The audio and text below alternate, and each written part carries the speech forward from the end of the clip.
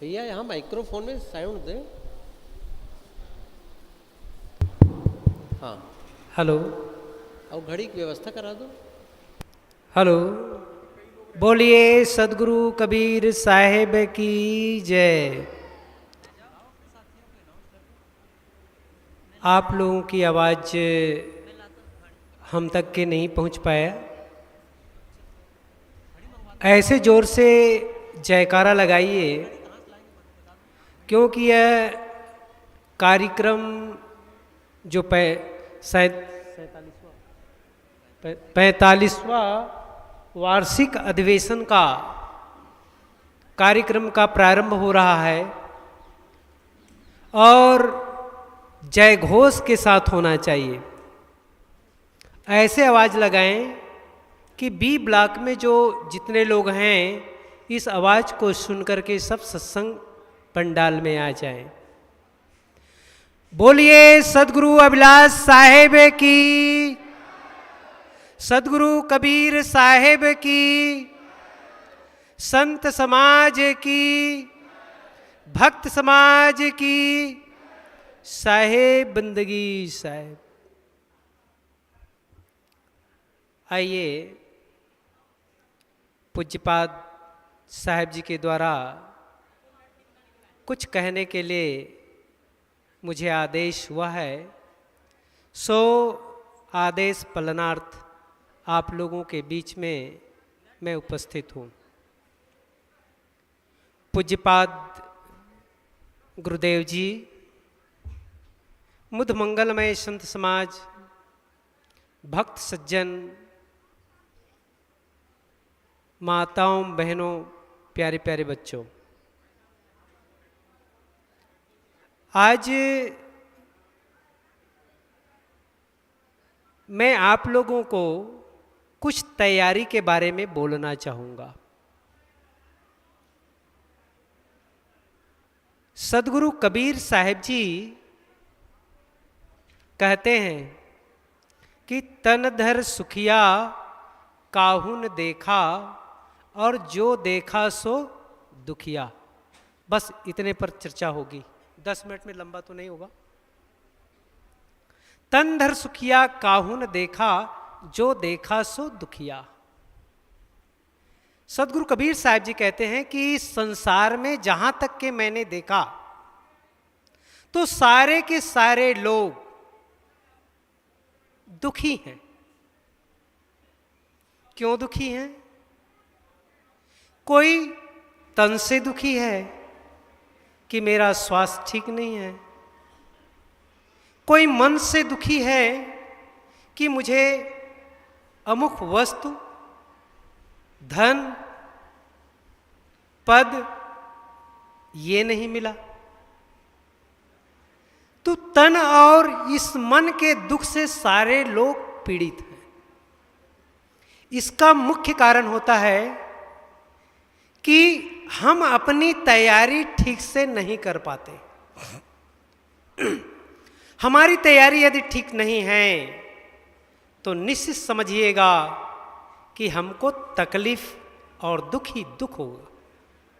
जिस प्रकार से अभी आप लोग देख रहे हैं, कई भक्त अयोध्या के कार्यक्रम से यहां आए हुए हैं। प्रकृति के सामने सब नतमस्तक हैं। पूर्व तैयारी नहीं होने के कारण कई लोग दुखी हो जाते हैं, परेशान हो जाते हैं। किंतु यहां पर देखिए, इस संस्थान में पूर्व तैयारी, ऐसे तैयारी कि हम भक्त को कहां रखें, संतों को कहां रखें, सत्संग पंडाल की व्यवस्था कैसी होनी चाहिए, ये एक तैयारी हुई। इस तैयारी के चलते प्रकृति इस प्रकार से बारिश मतलब वर्षा कर रही है, जिनके कारण कई लोग परेशान सब महसूस करते हैं। किंतु ये परेशानी का कोई कारण नहीं है, इसमें दुख मनाने का कोई कारण नहीं है। मात्र और मात्र व्यवस्था जो हमारे पूज्य संत गुरुजनों ने जो दिया है, जिसके चलते जितने भी लोग आएंगे यहाँ पर सब व्यवस्थित हो जाएंगे, सबको आसन मिलेगा और सबको सत्संग सुनने को मिलेगा। मैं कह रहा था कि तन धर सुखिया काहू न देखा। इस संसार में सब दुखी, एक व्यवस्था के लिए दुखी है तो एक तन के लिए दुखी है।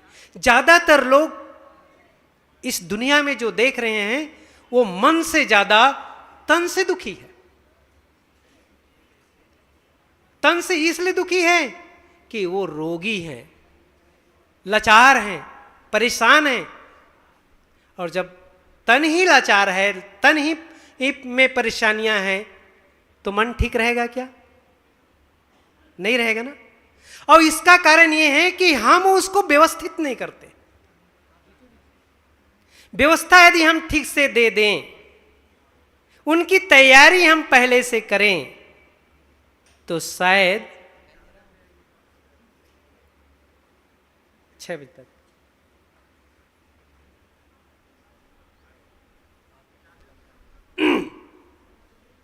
यदि पूर्व तैयारी किया जाए तो कोई दुखी नहीं होगा, कोई रोगी नहीं होगा, कोई मानसिक परेशानी नहीं होगा और किसी को कोई मानसिक क्लेश नहीं होगा। निर्मल, मानसिक क्लेश होने के कारण ही हमको तन से दुख मिलता है। इस संसार में जितने भी प्रकार की जो बीमारियां जो होती हैं वह मन से है। अभी मैं कुछ ही देर पहले, कल से मेरी ड्यूटी है कि मैं आप लोगों की सेवा में कुछ दवाइयां दे सकूं। मैं ये चाह रहा हूं कि आप दवाई लेने के लिए भीड़ क्यों लगाएं,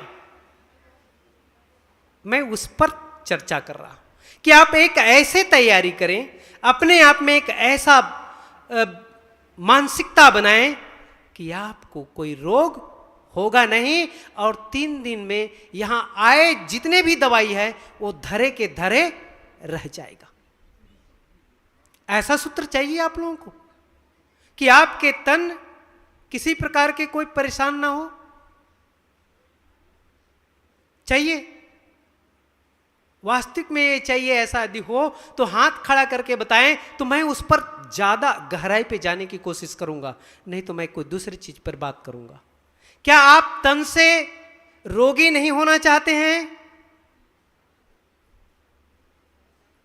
बस 2-4 लोग हैं जिसको तन से रोगी नहीं होना है, बाकी सब लोग रोगी होना चाहते हैं। यही कारण है कि हम रोगी होते हैं, क्योंकि हम मान चुके हैं, हम ये सोच चुके हैं कि ये शरीर है तो ये रोगी होगा। मैं कहता हूं ये शरीर है तो रोगी नहीं बल्कि निरोगी होगा, स्वस्थ होगा, निरोगी भी नहीं। निरोगी शब्द कहना मतलब निगेटिव बोल रहे हैं हम, कहीं ना कहीं पर रोग को वहां पर ला रहे हैं। मन से सोचिए, अपने आप अपने अंदर की एक जो पिट्यूटरी ग्लैंड्स हैं उसकी हार्मोन्स को आप जागृत कीजिएगा। और यदि आप अपने आप ऐसा माहौल बना देते हैं कि मैं एक गुरु स्थान में आया हूं और यहां मुझे सत्संग का लाभ लेना है, मेरे कल्याण करने के लिए आया हूं, मेरा ये शरीर, मेरा यह तन, मेरा मन मुझको साथ दे, मैं स्वस्थ और मस्त रहना चाहता हूं, मुझे किसी भी प्रकार का कोई औषध की जरूरत नहीं है। थोड़ी देर के लिए यदि कोई सर्दी आ जाता है, कोई खांसी आ जाता है, यदि आपको कोई हाथ पैर में तकलीफ हो जाता है, दर्द हो जाता है, हम सोचते हैं कि तुरंत डॉक्टर के पास जाएं। आपको डॉक्टर के पास जाने की जरूरत नहीं है, बल्कि अपनी आत्मशक्ति को जागृत करने की जरूरत है। मैं इसलिए कह रहा हूं, ये छोटा सा मेरा अहंकार है जो आपको बोल रहा हूं। क्या कि मैं इस उम्र में, देखो बूढ़े हो गया हूं, और इस बूढ़े उम्र में मैंने इस शरीर में 50 पैसे की दवाई नहीं डाला, ना आयुर्वेदिक, ना एलोपैथिक और ना ही होम्योपैथी। बचपन से मैंने एक अपने अंदर में पॉजिटिव एनर्जी क्रिएट करने का मानसिकता बनाया, मैं स्वस्थ और मस्त रहूंगा। शरीर है, रोग का घर है, कोई रोग आ जाता है तो उसके लिए औषध लेने की जरूरत नहीं है, बस आपको परहेज करने की जरूरत है। अभी पूड़ी छनेगी और उसमें हम सब लोग खाने की मानसिकता बनाएंगे, हलवा बनेगी, मगर उनके साथ में कुछ किसी दिन खट्टे सब्जियां भी बनेंगी। मैं आप लोगों को एक सूत्र दे रहा हूं कि यदि आप जीवन में सुखी रहना चाहते हैं, तन को आप सुख से रखना चाहते हैं, तो आप खट्टा के साथ में मीठा का कभी भी प्रयोग मत कीजिएगा, कभी आप बीमार नहीं पड़ेंगे। और यदि आप इस प्रकार से कर रहे हैं, ज्यादातर घर में यही होता है, मैं जहां जहां पर भी जाता हूं वहां पर भी यही होता है। एक तरफ आपके पास खीर जो पूरे पंचमेवा से और दूध से बना हुआ रखा है, और दूसरी तरफ एक स्वादिष्ट सब्जी जो खट्टे वाले रखा गया है। आपका मन दोनों में जाता है और आप दोनों को खाते हैं, निश्चित मान के चलेगा कि आपको पाप लग गया। मन जहां पर आपका उसको लेने की इच्छा किया, आज ही प्रयोग करके देख लेना। अभी 3 दिन में मुझको बताना, आप लोग सब मुझसे मिलने के लिए भी आएंगे। बिल्कुल भी मत लीजिए, कितने से कीमती चीज बना हुआ हो, आप उसका उपयोग मत कीजिएगा। कोई भी एक वस्तु ले लीजिएगा उसमें से। और मेरा निवेदन यह भी रहेगा कि आप लोगों के घर में भी ऐसा कुछ बन रहा है, तो आपके आए हुए अतिथि आपके क्या हैं? भगवान है। अतिथि देवो भव। अतिथि हमारे भगवान है, हमारे ईश्वर है, हमारे परमात्मा है। कोई अलग से परमात्मा हमारे सदगुरु कबीर साहब जी नहीं मानते, और शायद यहां बैठे हुए लोग भी नहीं मानते। तो आपकी परमात्मा, आपके ईश्वर कौन है? आपके अतिथि हैं, आपके घर के बच्चे हैं, आपके मोहल्ले के लोग हैं। उनको कैसे स्वस्थ और मस्त रखें। तो ये 2 चीज यदि आप एक साथ बना रहे हैं घर में, तो आप पाप कर रहे हैं। अर्थात आप उनको किसी ना किसी रूप में आप रोग दे रहे हैं। यदि लगता है कि ये मेरा कोई दुश्मन है, तो जरूर उसको खिलाओ, मगर ऐसा नहीं करना। कोई इस संसार में आपका दुश्मन है ही नहीं। क्यों नहीं है? क्योंकि आपकी ईश्वर कहां है? सदगुरु कबीर साहब जी कहते हैं, मोको कहां ढूंढे बंदे, मैं तो तेरे पास में। मुझको ढूंढने की जरूरत नहीं, उस ईश्वर और खुदा, उस परमात्मा को ढूंढने की जरूरत नहीं है। वह ईश्वर सब घट में बसता है, सब घट में वह साईं बसत है, कटुक बचन मत बोल रे। इसलिए यदि आप स्वस्थ और मस्त रहना चाहते हैं, तो कभी किसी को कोई दुश्मन ना समझे। सब आप अपने दुश्मन को भी आप अपने ईश्वर समझ लीजिएगा, तो आपका बिगड़ा हुआ काम बन जाएगा। मैं सच कहता हूं, यदि आपका कोई कितना दुश्मन हो, उस दुश्मन को आप अपने परमात्मा के रूप में आप देखना शुरू कर दीजिए। अभी से अब तक के क्या करते थे मैं नहीं जानता, और इतने दूर दूर से आप लोग आए हैं, तो कुछ लेकर के जाइएगा। और ये जब कुछ लेकर के जाएंगे, तो समझिएगा आपके घर के विवाद, आपके झंझट, समस्याएं वो खत्म हो जाएगा। और वो समस्याएं खत्म होता है तो आप निरोगी हो जाते हैं, आप स्वस्थ और मस्त हो जाते हैं। इस संसार में जितने भी जो रोग हैं, चाहे वह HIV एड्स से लेकर के कैंसर, टीवी, इवन अभी कुछ दिन पहले आप लोगों के बीच से गया हुआ है कोरोना, ये सब मानसिक रोग है। ये सब कौन से रोग हैं? मानसिक रोग है। ये जितने लोग मरे हुए हैं, ये बड़े बड़े घर के लोग मरे हुए हैं। क्योंकि इसके पास धन है, वो सोचता है कि मैं अपने धन का उपयोग कैसे करूं, और वो थोड़ा सा भी हलचल पैदा हो जाता है तो सोचने लगता है कि मेरा शरीर गड़बड़ा रहा है, मैं मर जाऊंगा क्या। आप मरने वाले नहीं हैं, समय से पहले कोई नहीं मरने वाला। इसलिए आप स्वस्थ और मस्त रहने के लिए आप सफाई और शुद्धता पर विशेष ध्यान दीजिएगा। जो व्यक्ति सफाई और शुद्धता पे ध्यान नहीं देता है तो समझिएगा कि वही रोगी होता है। अर्थात भोग से ही रोग होता है। खाने के भोग मतलब खाना है, भोग कोई काम शक्ति ही भोग नहीं है। भोग तो मन से सोचना, भोग तो ऐसा है कि इच्छा रखना, ये भी एक भोग है।